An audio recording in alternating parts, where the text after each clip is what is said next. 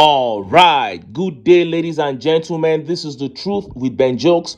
I remain your host, Ben Jokes, and I'm glad you joined in on another episode. Peter Obi and TINUBU met at the Vatican. You can see in those frames there, Peter Obi, TINUBU, former governor of Ekiti State, Kayode Fayemi, and of course, Sheyi TINUBU somewhere there behind Obi. And TINUBU joked saying, "I am the head of the Nigerian delegation," and they all laughed. And that is what Jagaban has always wanted, to bear the name president. It is a pity that he never earned it honorably. TINUBU has always wanted to leave a legacy, but he is not doing that now. All that he's leaving behind are just evil stories. If TINUBU has anyone who truly loves him around him, he should give him two options to pick from for a lasting legacy. Option 1, conduct a free and fair election for the first time in your life to truly test your popularity. You have been rigging elections and bribing judiciary all through your life, but this is the last one. For once, tell the thugs to sit it out.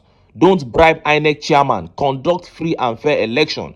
If you get 1 million or 2 million votes, go to your grave knowing that you had 1 or 2 million genuine supporters, instead of leaving this world knowing that you lived as a con man who bought his way through everything, including love. And the second option is to step down, bring in a younger southerner, preferably Peter Obi, and when you do that, you will surpass Jonathan and Obasanjo. He will even edge many founding fathers and become one of the most iconic Nigerians to have ever lived. But we know TINUBU, he will never do that. He wants to continue until he completely runs this country to the ground. And few hours ago, a terrible update began circulating. Terrorists killed over 50 farmers in a state. Yes, over 50. And the APC governor of that state gave up on TINUBU and ran to God for help. An elected official with billions of security votes, and Emilokon, who claims to have all the experience and strategies, have now turned to prayer and fasting to solve the problem of insecurity. Before I show you details of these top stories and how Nigerians reacted, let me quickly show you this video. You see, when we say that Peter Obi is far ahead, it is not just rhetorics. From 2022, Obi began saying that poverty and failure of the economy were the major causes of insecurity in Nigeria. Some critics said he was talking out of ignorance. Now, after over 2 years, the Kaduna State governor is confirming those words. See the video. In the real sense, I can tell you, I agree with you 100% because I also agree with you. I came from the trenches. I fought successive governments in the past. During the military, I went to detention a few times, fighting for justice, equality. Of course, this time around, where I agree with you 100% is that when I came in as a governor, what I did, I looked at the poverty index of the entire northern Nigeria, not only Kaduna State. Don't forget, I was the chairman of the Senate Committee on Banking. I had the data, the statistics from the Development Finance Department of the Central Bank, from the SDGs. I can tell you sitting here, the poverty index we met 2023 when we came in. I have the statistics, I have the data, I have the numbers.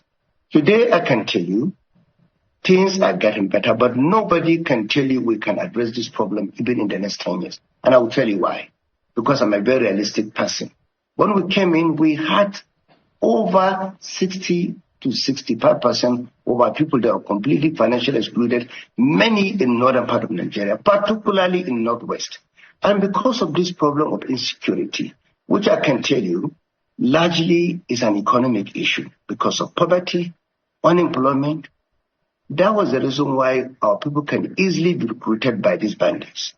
That was the issue of out of school children. When I came in Kaduna, what we met, I can tell you, over 350,000 of our people were out of school. You heard that.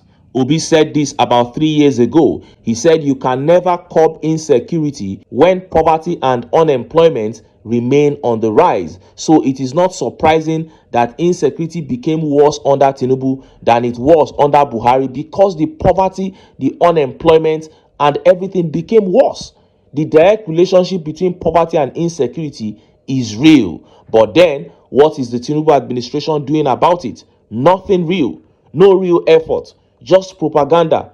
You see, with all the warnings of impending famine and serious hunger from the World Bank and United Nations Food Program last year, I thought that we would be seeing an agricultural revolution this year.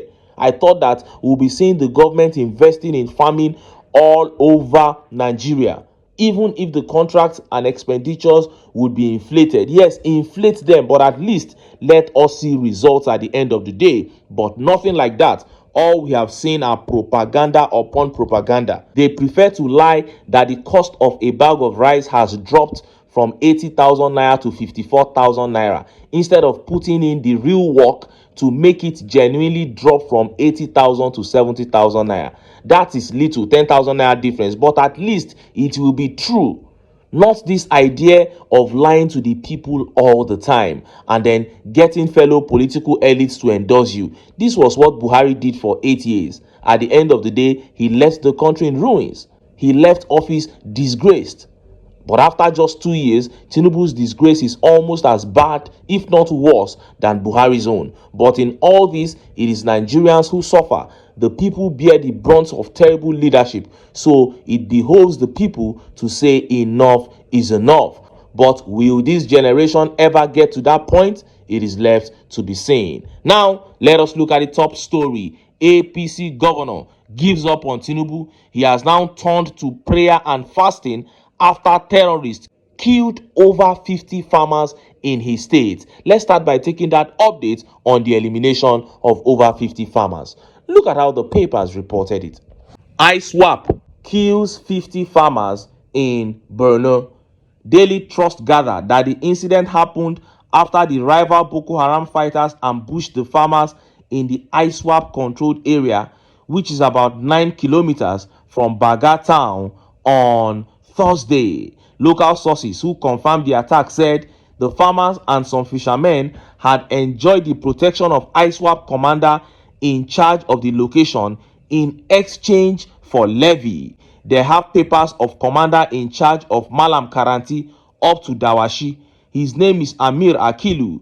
They enjoyed his protection for months before the latest incident. He said the terrorists took advantage of the commander's absence to attack the farmers, who they accused of spying and siding with their enemies. One of the survivors said the terrorists surrounded them and threatened to shoot anybody who attempted to escape. In fact, some of us had started harvesting beans when the assailants struck. They gathered us in one place and threatened to kill anyone who attempted to escape. But some of us chose to run rather than die miserably in their hands. They killed over 50 people. Majority of them were slaughtered. They also abducted some. Today, they were in Dawashi doing the same killing, but there was no information on the number of people affected. He said neither security agencies nor the government has commented on the tragic incident. This attack is coming barely 5 months after the terrorists massacred at least 40 farmers at Dumba community in the same Baga area. Did you hear that? Citizens were literally paying terrorists for protection, and the arrangement backfired and they got slaughtered. And Yusuf Tukru says again, when is this cycle of violence going to end?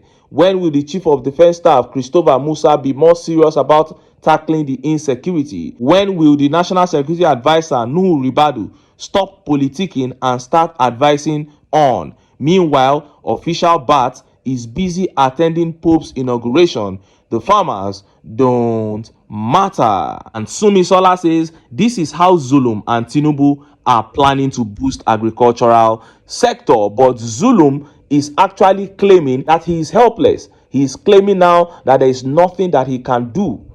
And even the federal government, after all their promises, we have seen that the promises are falling to the ground. And as such, the governor of Borno State, Babagana Zulum, has turned to God. He has turned to prayer and fasting to save Borno State. Look at how the papers reported it. Insecurity. Zulum declares Monday fasting and prayer day. Governor Babagana Umar Zulum of Borno State has declared Monday a day of voluntary fasting and prayer across the state. The governor made the announcement during a statewide broadcast in Maiduguri on Saturday. In the statewide broadcast, Zulum noted that the spiritual act of seeking divine intervention would strengthen the unity and renew the resilience of the people. In light of our current security challenges, I am calling on all residents of Borno State to unite in a collective act of faith and solidarity. This Monday, I am inviting you to join me in a voluntary day of fasting and prayer for peace to reign in Borno State, the Northeast, and indeed the entire country. Let us come together to seek divine guidance, healing, and peace for our state. Fasting is more than a personal spiritual act. It is a communal expression of our shared hope. Through prayer and reflection, we can strengthen our unity, renew our resilience, and restore our collective purpose. I encourage each of you to participate fully in this day of fasting. Let us pray for the safety of our families, the progress of our communities, and the lasting peace in our state and the country at large, he said. This was the governor's response to the killing of 50 farmers in his state. What a shame. Nobody is saying that prayer and fasting are not powerful tools. They are very powerful. They are valid. But when you have been given security votes to protect your state, when there is a man seated in Aso Rock who says he's the commander-in-chief of armed forces and he has billions of dollars at his disposal, he still keeps borrowing and borrowing and borrowing. He budgets billions of dollars annually for security. This is not a time to turn to prayer and fasting. This is a time to demand accountability. Why are the security forces, the soldiers, why do they not have enough weapons? What are the reasons why Nigerian youths don't want to join the military to increase the number of soldiers?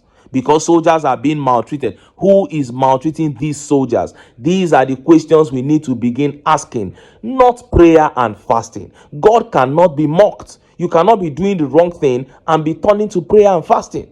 So now, Zulum has declared Monday a day of prayer and fasting in Borno State. So those who mock the sit-at-home policy in Southeast, sit-at-home has now come to Borno State. But at least when people sit at home in the Southeast, they eat now. In Borno State, you will now sit at home without eating. They are calling it voluntary fast now, but when that time comes, his bar will begin going about and arresting people who don't fast. And look at how Nigerians reacted. Let's take some of the tweet reactions. Jamilu here says, very interesting. So now prayer Russia they use against Ukraine. Well done, sir. That is it. Instead of facing the issue head on and being transparent and saying the truth, this man is talking about prayer and fasting. And Agbalaka here says, keep fasting and praying while rehabilitating and reintegrating terrorists. Failed states. That is it. The same country where they talk about repentant Boko Haram, they are now going to pray and fast against the same Boko Haram and ISWAP. And this tweet by Looking Fly says, what do you have to lose, Professor Zulum, if you hold the presidency to the jugular? Will you still contest for third term, or are you afraid that they might use EFCC to drag you after your tenure? All this prayer and fasting is not the way, sir. All blame will still come back to you if you do nothing. He cannot hold the presidency to the jugular. He has already given up on the presidency. There is nothing that is going to come out of that. No, shout from now till tomorrow. TINUBU will not even respond. And Nnamdi here says, Monday sit at home has finally arrived at Borno State. Your Excellency, you are just wasting your time and deceiving the people. Prayers would never address insecurity in Nigeria. You guys in power know the sponsors of terrorism within your ranks. Stop deceiving the poor people. That is it. And this tweet by Ola Michael says, when the host of the northern Muslims were planning evil against Jonathan, they forgot that it will bounce back on them. Evil politics now hurting them. Well, that is just the truth. We regret that innocent Nigerians are being killed, but that is the whole truth. When the APC came together, when ACN and CPC came together to form the APC, the agreement was to bring in Boko Haram to destabilize Jonathan's government, and that was what they did. Now they have totally lost control.